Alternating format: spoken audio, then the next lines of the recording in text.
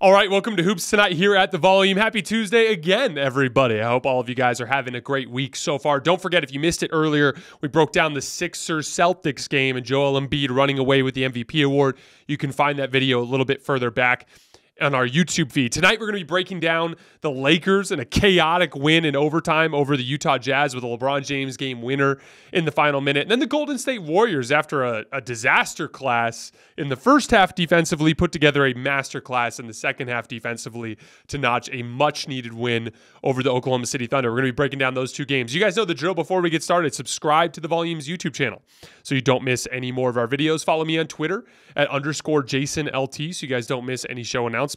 And if for whatever reason you guys miss one of these shows and you can't get back over to YouTube to finish, don't forget you can find them wherever you get your podcasts under Hoops Tonight. All right, let's talk some basketball. So this is a really weird game for the Lakers on a bunch of different levels. First of all, it's the last game of a long road trip. This is just a reality of basketball.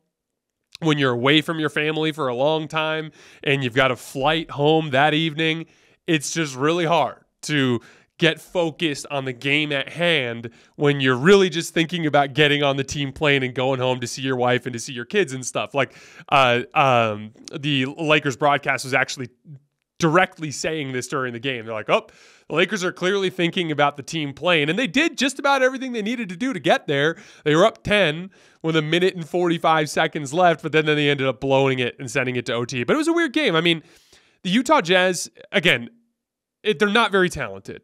That's just a reality. Kelly Olynyk was the only starter from the season opener against the Denver Nuggets who actually played in this game. So you've got to remember that even though they are well coached and they play hard and they've got athleticism and they've got little matchup things that can cause you problems. Pick and pop bigs have caused the Lakers problems throughout this entire season just because of the way Darvin Ham likes to keep Anthony Davis around the rim.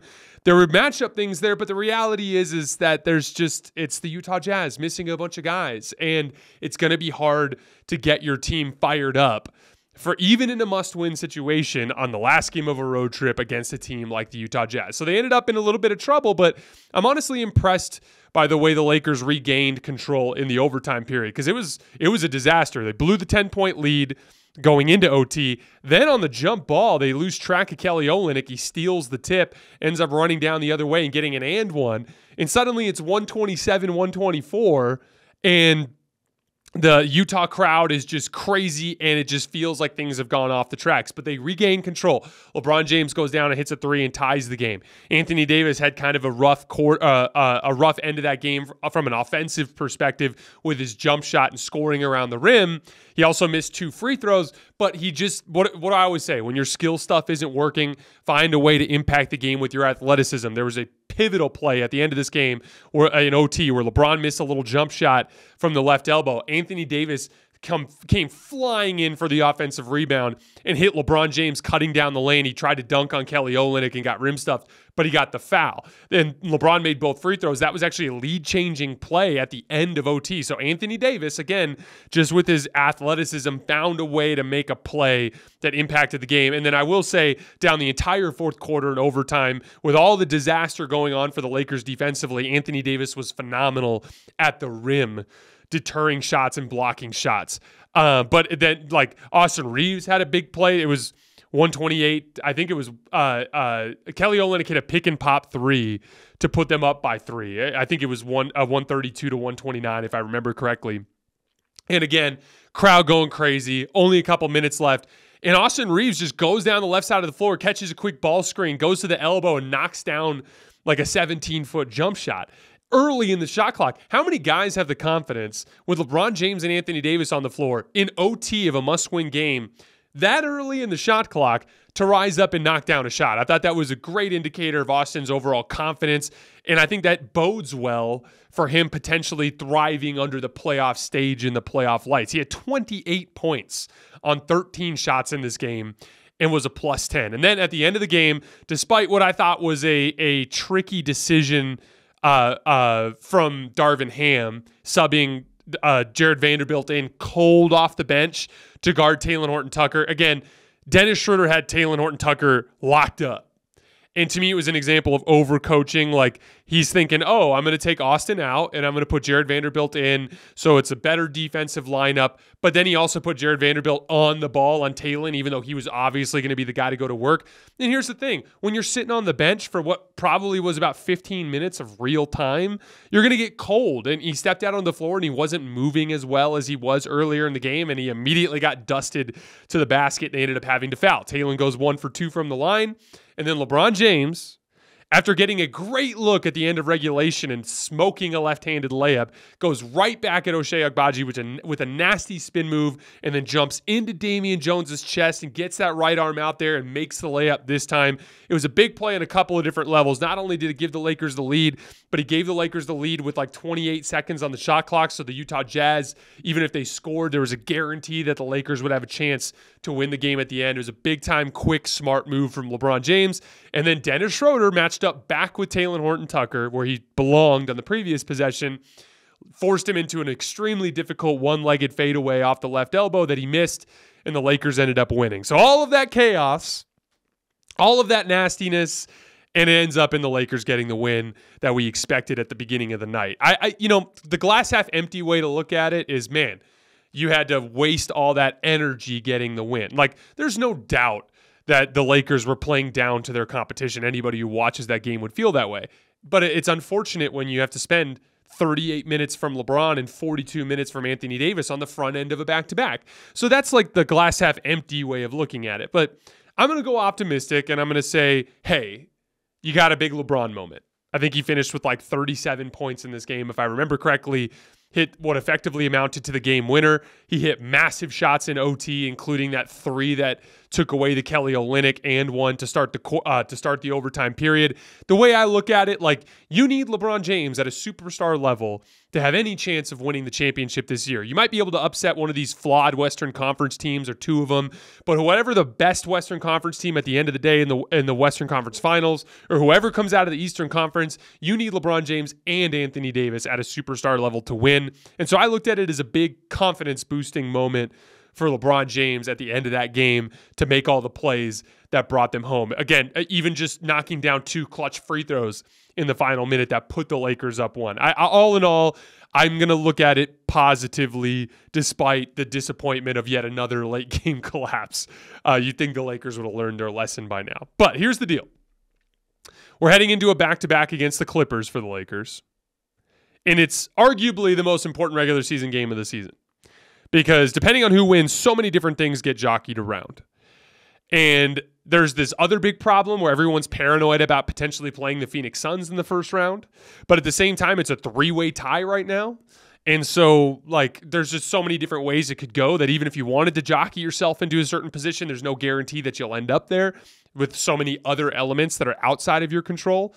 And, like, look, ideally for the Lakers, you'd prefer to not play Phoenix in the first round. First of all, I like the way the Lakers match up with Phoenix. The Phoenix Suns are a bad point of attack defense team, in my opinion, and the Lakers are a great pick and roll team. I like the idea of LeBron James and Anthony Davis battling with Kevin Durant and DeAndre Ayton on the front line all series long. Darvin Ham loves to ignore non-shooters, and I think for most of that series, they're going to have to go with guys like they're going to have to go with some sort of point of attack defensive player in that 5th starter position, and it's going to be somebody that they don't have to guard. It's going to be someone like a Torrey Craig that they're going to be helping off of the entire game, right? So I like that matchup for the Lakers, but with all of the shot making with Kevin Durant, with all the shot making with Devin Booker, with what Chris Paul is going to do with the defensive matchup that he has, I'd prefer it for the Lakers' sake if LeBron James was in a better groove. So ideally, you face him in the 2nd, 3rd round, where you have an extra 3 weeks from now for LeBron James to build his conditioning, to get in that gym and work on his ball handling and his shooting. He was 3 for 10 from 3 again tonight. Ideally, you want him in a peak offensive position for that series. I get that. But there's also only one other seed available, and that's the 6th seed. Because the play-in tournament is not worth the risk to avoid the Suns. There's too much variation. Like, the Lakers are a bad 3-point shooting team that can go ice cold sometimes. I mean, they've gotten a lot better since the deadline, but they can go really cold from three sometimes. So that's a variance piece that can get you beat in a play-in game. Anthony Davis is the type of guy that can go hot and cold, and have a game where he takes 25 shots and then have a game where he takes 8 shots. And that can directly affect a single game sample like a play-in game. And what if you lose the first one and then suddenly you're in a must-win game and it's a team like the Oklahoma City Thunder and Shai Gilgeous-Alexander goes off for 45 points and you lose and you go home? If you don't believe that's a risk, just ask the Golden State Warriors from 2021. They were clicking going into the playoffs. They had won 15 of their last 20 games. Everything was working for them. And then they got into the play-in tournament, lost to the Lakers on a game-winning 3 from LeBron James, and caught a bad matchup against a Memphis Grizzlies team and lost. So the play-in tournament is not worth the risk. The 5 seed gives you the Suns, and there's no way to guarantee you'll get the 6 seed. There's just too many moving parts, too many complications in the tiebreaker. So the clear answer here is go beat the Clippers tomorrow. You control your own destiny. Try to win every game. If you lose one of those games and you end up with the 6 seed, then great. But if you win out and you face the Suns, so be it. Any of that is better than having to deal with the play-in tournament and all the variance that comes into play in that situation. So if it were up to me, I would play everyone tomorrow. And then the other big part of it, you got to think of it, is like, okay, yeah, it's a back-to-back. LeBron and AD just combined to play 80 minutes. But if you don't go to the play-in tournament, you finish the game on Sunday against the Jazz, which, by the way, if things break right, you might be locked into a seed and not have to play that game. Beat the Clippers, beat the Suns, you might not have to play against the Jazz. In which case, you can take Saturday, Sunday, Monday, Tuesday, Wednesday, Thursday, Friday, and maybe even Saturday off. That's 8 consecutive days for you to rest your guys and put in new sets and things in practice and to work out those details. Or if you have to play against the Jazz, you're guaranteed Monday, Tuesday, Wednesday, Thursday, Friday off. So to me, it's a no-brainer. Like, yeah, ideally you don't want to play the Suns, but don't play with the basketball gods. Like trying to dodge somebody is effectively signing up for bad karma, in my opinion. And most importantly, there's no version of this scenario where you get to just easily jerry-rig yourself into to a matchup that you like. Too much is up in the air. Go win the games. All right, let's move on to Thunder Warriors. Really rough start defensively in this game. They gave up 79 points in the first half. Point of attack defense was a massive problem for the Warriors in the first half, which we're going to get to in a minute because I thought it led to a very important adjustment from Steve Kerr in the second half of this game. Defense is vitally important to the Warriors. Like it's a non-starter for them to try to win any other way. They've never won without defending at an extremely high level. The same can be said for every champion in NBA history. That's part of their identity. That is a core principle of Golden State Warriors basketball. They have to defend at an extremely high level. Then in addition to that, it helps them get out in transition. In half-court sets now, teams are all guarding the Warriors the same way. They're blatantly ignoring Draymond. They're blatantly ignoring Kevon Looney. They're blatantly ignoring guys like Jonathan Kuminga and Gary Payton II, and they're sagging back into the paint, and then they're trying to chase around the guards like hell and try to force them into back cuts so that they cut back into all of that congestion around the rim. It is hard to score in the half court in the NBA for any team, but when it comes to stopping the Warriors, that's by far the best way to stop them. So getting out in transition before a defense gets a chance to get set, that's a really good way to get Jordan Poole shook free for a 3, to get Steph Curry shook free for a 3. So defense for them is just it's a non-starter for them if they're not defending. And they weren't defending in the first half, and guess what? They were down 10. But they locked in. They gave up just 46 points in the second half, including 19 in the fourth quarter. I thought one of the key adjustments, and you saw this big time in the fourth quarter of this game, was Gary Payton II and switching him onto the point of attack against Shai Gilgeous-Alexander.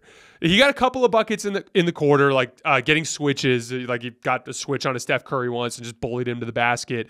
He also drew a foul on Gary Payton. That was kind of an iffy call, I thought. Shai pushes off a lot, so I'm a big believer in like the give and take defensively. Like if a player's going to push off, you got to let the defensive player kind of be physical back with them. But for the most part, Gary Payton kind of took Shai out of his element in that fourth quarter, and it was a huge part of them slowing down the Thunder's offense. And again, I can't even begin to describe how valuable it is in the NBA, in this high pick and roll league, in this spread you out, isolation, beat a guy off the dribble, drive and kick league. To have a guy like Gary Payton that you can just stick on the other team's best guard and just know like, hey, we're good there. That's a huge asset. And it's a big part of why I talked about him so much during the season, both before the trade, talking about how much they missed him, and then after the trade, obviously when he was dealing with the injury. I mean, don't forget, but go look at the on-off numbers for Gary Payton in the playoffs last year.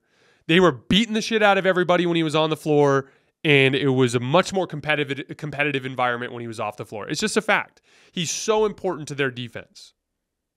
And again, like specifically in that Shai Gilgeous-Alexander matchup, Shai is a very physical old school guard who likes to push off. And like I was saying, like Gary Payton, he's so damn strong, and he's got such a low center of gravity, and he's got such strong legs. It's so difficult to push him off of his spot. So that bully ball style from Shai just doesn't work on guys like Gary Payton. I thought his defense on Shai was just a massive swing factor in the fourth quarter of this game. He also made really good reads on offense. He had 3 offensive rebounds. He was +9 in 17 minutes. Draymond Green. I mean, how many times this year have I talked about Draymond Green having a defensive masterclass in the fourth quarter? Once again in this game, flying around, protecting the rim. There were 2 plays in this game in the fourth quarter where Thunder guards tried to beat Draymond off the dribble, and he just stuck his arm out and poked the ball free. Both of them led to runouts. Again, Draymond, he's viewed as an undersized forward, and he is, but he's got a 7'1" wingspan. That's ridiculous for a guy his size. 7'1" wingspan is great for a center in this league. So, you know, having those long arms to reach and poke the ball free, I mean, that's also a dangerous weapon to have. But he was incredible in the fourth quarter. And then Jordan Poole, I thought his 3-point shooting was a huge part of their fourth quarter run. Late third, early fourth, just him being super aggressive. He drew a foul. It might have been a little bit of an iffy call. Kicked his foot out a little bit. But again, that's grifting points, which is who cares as long as it goes to the scoreboard. And then I thought, honestly, those free throws, he missed the first one, then he made a couple. Those free throws I thought helped build his rhythm to knock down the important threes late in the game. And then Steph Curry.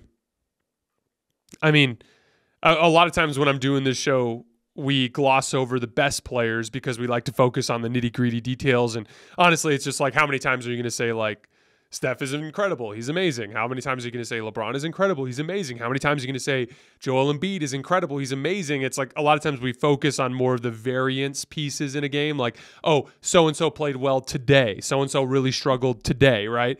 And so honestly, sometimes in the show I can gloss over guys. Like Steph had, I think, 34 in this game. He was freaking incredible, and we're not going to talk that much about him. But I thought he hit the biggest shot of the game. When it was 115, he had a step-back 3 over Lou Dort on the right wing, and I thought it completely changed the psychological complexion of the game. Immediately after that, the Thunder fell apart. They lost their composure. They gave up a layup to Draymond on the very next possession. It's this weird play where, like, they're trying to sub Jalen Williams into the game. Mark Dagnall's freaking out.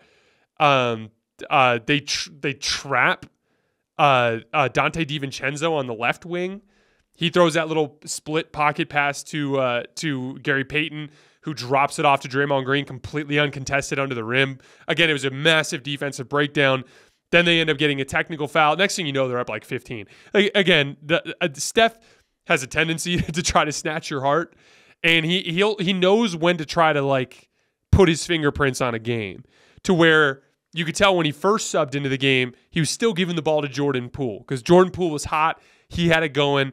That was the guy to bring it home at that point. But then it was like 115. It's like a shark smelling blood in the water. It was like he just saw that. He saw the game and the time and score. He saw the flow of the game. He saw that Lou Dort was just a little bit too far back. And he just went to that patented step back jumper to his right, stuck it. I thought that was the biggest shot in the game. Then the wheels came off from there, and the Warriors won by double digits. They're 42-38 now. They've won 6 of their last 8. Remaining schedule, they've got a really tough one in Sacramento on Friday, and then they go to Portland on Sunday for the last night of the season. That's a game they should win. There's 2 things the Warriors need to hope for now. They need to hope for the Lakers to rest their guys against the Clippers tomorrow, which I think is very much on the table. And then they need to hope for Sacramento to rest their guys on Friday. Because here's the thing. If the Kings treat that game like a playoff dress rehearsal and play all of their guys, it's just going to be a really tough game to win. Again, like without Andrew Wiggins, I just always view those games against the great teams in the league for the Warriors as like coin flips, especially on the road, as we've seen throughout the entire season. So if Sacramento rests all their guys in the game, that gives the Warriors a much better chance to win out. But here's the reality. Unfortunately, as a result of them blowing that game to Minnesota and then falling apart at the end of the game against Denver, they don't control their own destiny. The Lakers have the tiebreaker. So they need to somehow lose one fewer game than the Lakers do the rest of this week. So that's what I'm saying. If the Lakers punt the game against the Clippers and then the Kings end up punting the game on Friday, then the Warriors will find themselves in a position where they most likely will be out of the play-in. But they're going to need some help. Andrew Wiggins. So in our last show, I talked about how we had seen some reporting that Andrew Wiggins may or may not had returned to the city of San Francisco after being away for a little while. Well, we got reporting, I think, yesterday that he's returning to the team. They did a full press conference today. So Andrew Wiggins is effectively back. He's not going to play until, I think, maybe this weekend. But really, it comes down to this. Can he be ready in time for what's going to be a bloodbath of a first-round series? You get the 5 seed, you get Phoenix. That's going to be a bloodbath. You get the 6 seed, you get Sacramento. Still going to be a bloodbath. You get the 7 seed, Memphis, definitely going to be a bloodbath. 8 seed, Denver, going to be a bloodbath. You're going to need Andrew Wiggins playing well to win any of those series because of what he does at the point of attack and what he does off the ball. Again, like we talk so much about Andrew Wiggins' point of attack defense on the show, but it goes beyond that to the fact that he was like an 18-point per game guy in the playoffs last year. He was scoring pop, legitimate scoring pop, gets good matchups, and he gets high percentage shots, either aggressive spot-up shooting or rip-throughs to the middle of the floor for those little pop shots and floaters and 15-foot pull-ups, right? So, again, he's a little bit of a rhythm player. He doesn't have much arc on his jump shot. And guys that have line drive jump shots are a little bit more rhythm oriented. So the real question is it's great that Andrew Wiggins is back. Obviously, they needed him to have any sort of championship ceiling, but can he be ready in time? Understanding that right now it's Tuesday, and they're going to need him in about, 10 or 11 days, 12 days? They're going to need him in less than 2 weeks to be ready to play in an absolute bloodbath of a playoff series. And it's just a lot to ask. And so it'll be really important to see how he progresses throughout this week in their workouts. And we're going to find out pretty quickly how well he stayed in shape while he was away. All right, guys, that is all I have for tonight. We will be back tomorrow night after the final buzzer of Clippers-Lakers to break down what should be the most pivotal night in the Western Conference playoff picture this season. As always, I appreciate you guys, and I will see you next time.